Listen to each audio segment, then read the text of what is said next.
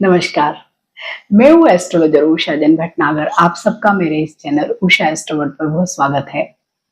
मई का महीना बहुत ही हैपनिंग रहा है ज्योतिषी दृष्टि से और अभी भी चल रहा है। 15 मई को ही देवगुरु बृहस्पति ने अपनी राशि का परिवर्तन कर लिया है और इसके साथ ही 18 मई को राहु और केतु भी अपनी राशि का परिवर्तन करने वाले हैं। यूं तो हर ही ग्रह कुछ कुछ दिनों में राशि का परिवर्तन करते हैं, लेकिन वो बहुत बड़ी खबर नहीं बनते हैं।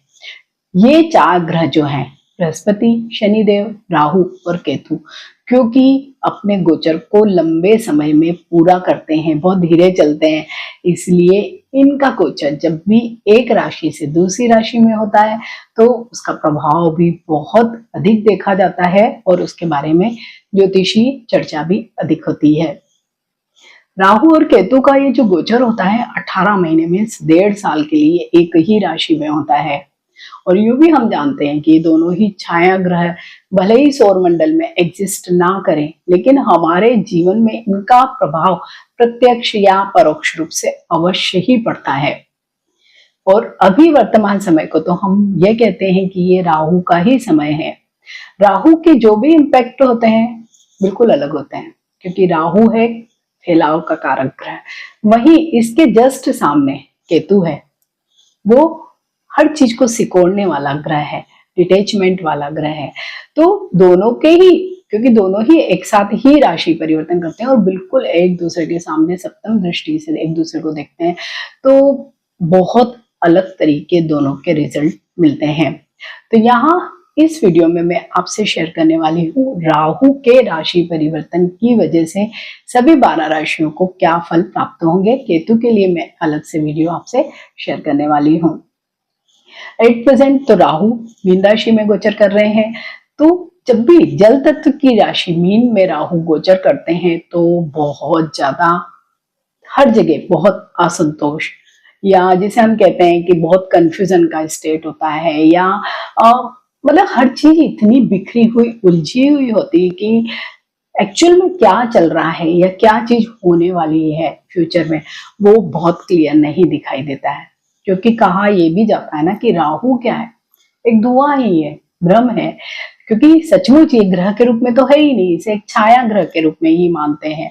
तो इसके साथ ही बहुत सारी चीजें ऐसी भी जुड़ी है कि एक तो धुएं की तरह ही है, वायु तत्व की राशि है जो बहुत फैलाव कर देती है, बहुत दिखावा करती है। और राहु यूं भी बहुत ड्रामा पसंद स्टार है, जिसे हर चीज मतलब थोड़ी सी लार्जर देन लाइफ करके दिखाने का मन करता है, बिल्कुल वैसे ही।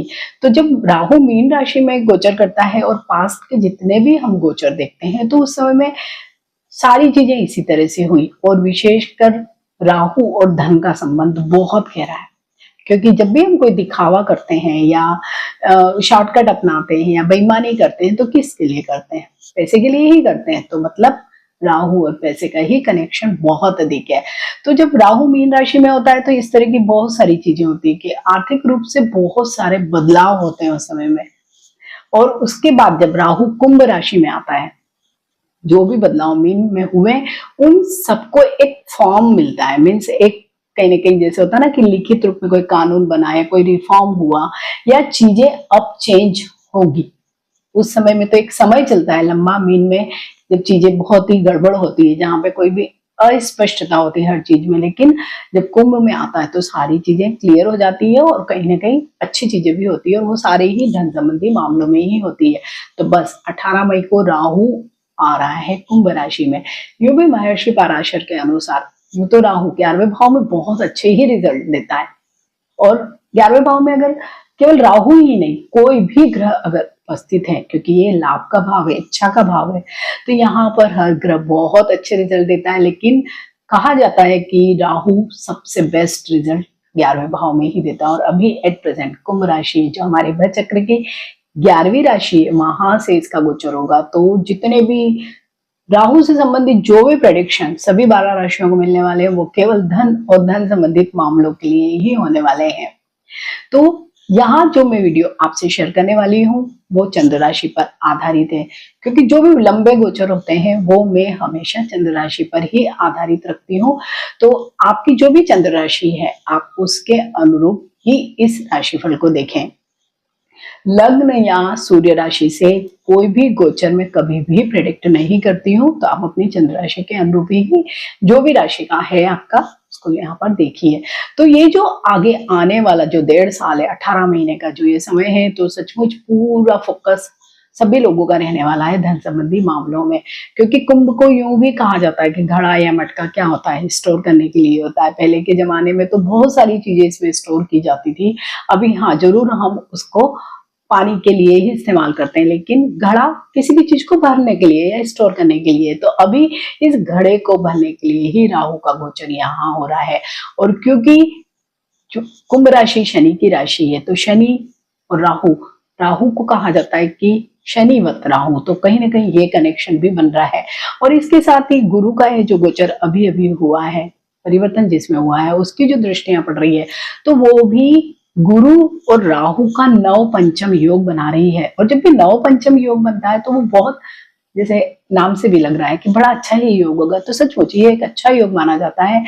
जो धन संबंधी जितने भी हमारे मामले होते हैं उनको कहीं ना कहीं बढ़त दिलाने वाला एक ये योग है। तो यहाँ पर गुरु भी मदद करने वाले हैं, शनि तो है ही, और राहु खुद। तो 3 दिन स्टार जब इस तरह के गोचर में चलेंगे तो सभी लगभग 12 राशियों को अच्छे ही फल प्राप्त होंगे। लेकिन इसके साथ ही आप सबको अपनी व्यक्तिगत जन्म कुंडली में भी जरूर देखना चाहिए कि राहु किस भाव में उपस्थित है। तो आप ये भी देखेंगे कि राहु जिस किसी भी भाव में अगर आपकी व्यक्तिगत जन्म कुंडली में उपस्थित है, तो उससे संबंधित भाव से आपको कहीं ना कहीं धन की आवक हो सकती है। सपोज राहु आपके 7th हाउस में है, तो 7th हाउस किसका हुआ? आपके पार्टनर का हुआ। आपके पार्टनर व्यक्तिगत जीवन के भी हो सकते हैं, व्यवसायिक जीवन के भी। तो आपको उनके थ्रू कुछ न कुछ धनार्जन हो सकता है। इसी तरह से अगर बच्चों के भाव में है तो बच्चों के थ्रू हो सकता है। आप अपनी जन्म कुंडली में जरूर राहु की स्थिति देखिए और साथ ही दशा महादशा को भी देखिए। तो राहु यहाँ पर जब कुंभ राशि में गोचर करेगा तो 3 नक्षत्रों से होकर गुजरेगा, धनिष्ठा, इसके बाद शतभिषा और पूर्वा भाद्रपद। तो धनिष्ठा और पूर्वा भाद्रपद तो गुरु के नक्षत्र हैं, तो वहां पे अच्छे अलग तरह के रिजल्ट होंगे। लेकिन शतभिषा स्वयं राहु का ही नक्षत्र है। उस समय सचमुच सभी लोगों को एफर्ट तो खैर हमें करने ही पड़ते हैं, लेकिन राहु आपके जीवन में कहीं ना कहीं पैसे से संबंधित जो भी चीजें आपकी जो भी विशेष होंगी उनको अवश्य ही पूरा करने वाला है। तो राहु का ये जो गोचर है ये सचमुच 18 महीने के लिए बहुत ही शानदार रहने वाला है। तो आप सबको भी क्या करना है, जितने भी एफर्ट आप लगा सकते हैं धन कमाने के लिए उनको आपको लगाना है और इस समय का सदुपयोग करना है।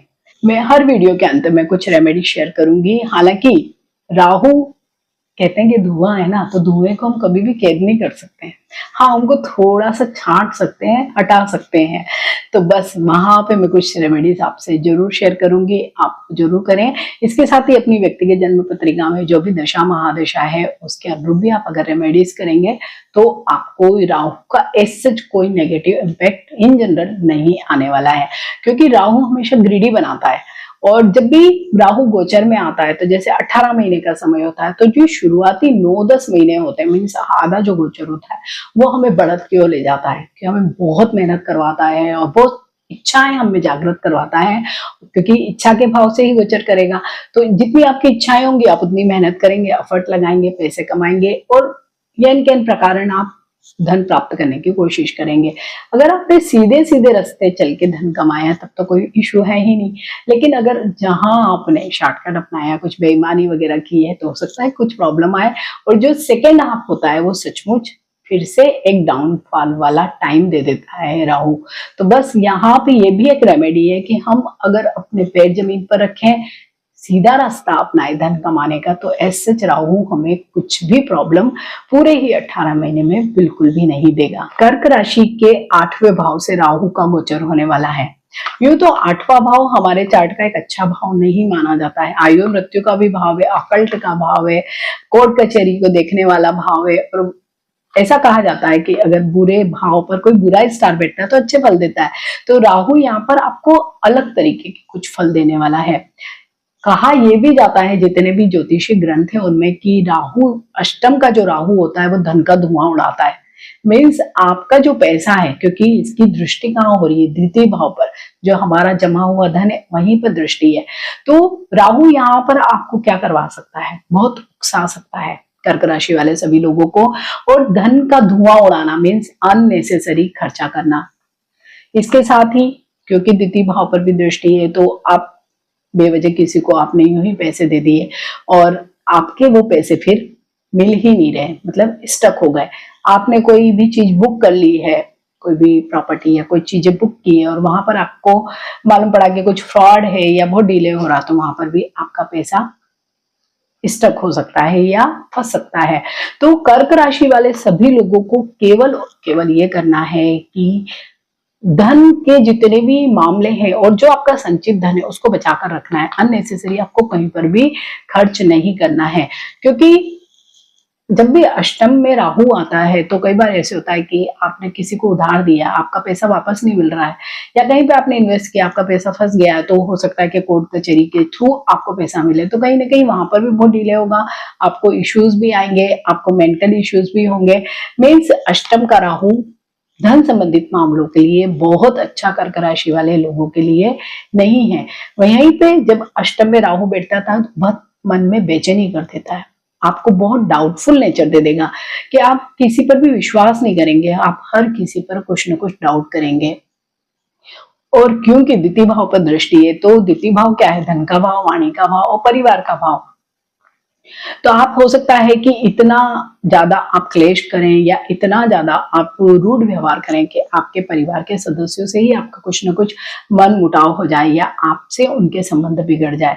तो आपको ये ध्यान भी रखना है। और धन का तो जैसे मैं बार बार आपको कह रही हूँ कर्क राशि वाले सभी लोगों को कि अपने धन को बहुत संभाल कर खर्च करना है। आपको अननेसेसरी कहीं पर भी केवल दिखावे के लिए या बहुत एक टेम्परेरी आपको खुशी के लिए कोई भी कहीं पे भी खर्च नहीं करना है, या कहीं ऐसी जगहों पर आपको इन्वेस्ट नहीं करना है। लेकिन इसके साथ ही एक अच्छा जो रिजल्ट राहु का अष्टम में क्या मिलने वाला है, अष्टम का भाव जो है वो जितने भी सीक्रेट्स होते हैं, जो ऑकल्ट होता है उनके लिए है। तो अगर आप कोई भी ऑकल्ट में रुचि रखते हैं, आप अगर ज्योतिष से संबंधित कोई कार्य करते हैं या किसी भी इस तरह की कोई हीलिंग या कोई चीज करते हैं, तो उन लोगों के लिए बहुत अच्छा है। जो लोग भी रिसर्च एनालिसिस के क्षेत्र में, तो उन लोगों के लिए भी ये राहु का गोचर बहुत अच्छा है, क्योंकि राहु कहीं ना कुछ नई चीज निकाल के लाता है। तो आप अगर रिसर्च एनालिसिस में तो जरूर वहां पर कुछ ना कुछ अच्छा कर सकते हैं।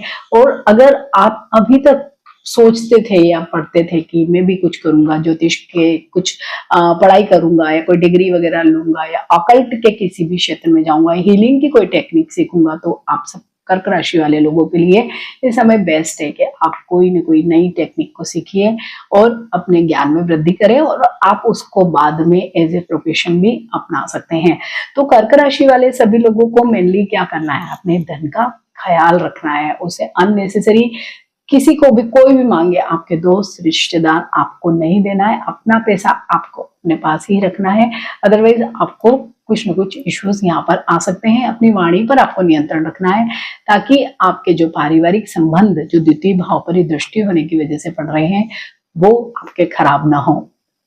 हालांकि शनि और गुरु दो ऐसे ग्रह हैं जो इन सारी चीजों को बैलेंस करके रखेंगे, कि भले ही राहु, क्योंकि हम जब भी कभी चार्ट देखते हैं या कोई भी प्रेडिक्शन करते हैं तो केवल एक स्टार की वजह से हमारे जीवन में चीजें नहीं होती है, 9 स्टार है, तो कहीं ना कहीं दूसरा स्टार उन सारी चीजों को बैलेंस करेगा।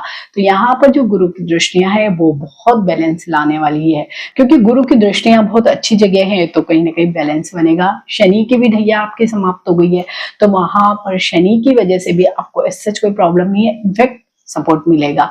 तो कर्क राशि वाले सभी लोगों को भी रेमेडीज के रूप में सबसे अधिक यही काम करना है कि अपने धन को बचाकर रखना है, व्यवहारिक रेमेडी ही करना है, किसी को भी उधार नहीं देना है, अपनी वाणी पर नियंत्रण रखना है। और अगर आप, क्योंकि अष्टम का राहु बहुत बेचैनी भी देता है, मन को उदास कर देता है, बेचैन कर देता है, और उसी बेचैनी में कई बार बड़े हड़बड़ी में गलत निर्णय भी हो जाते हैं। तो आप जितना अधिक केसर या हल्दी का प्रयोग करेंगे उतना अच्छा होगा। आप अपने फोरहेड पे जरूर या तो केसर का टीका अप्लाई करें या हल्दी का टीका अप्लाई करें, तो भी आपका मन शांत रहेगा, इतनी बेचैनी उद्विग्नता नहीं रहेगी। तो कर्क राशि वाले सभी लोगों के लिए भी राहु का गोचर अच्छा रहे, ऐसी ही शुभकामनाएं। मिलते हैं एक नए वीडियो में। टिल देन, नमस्कार।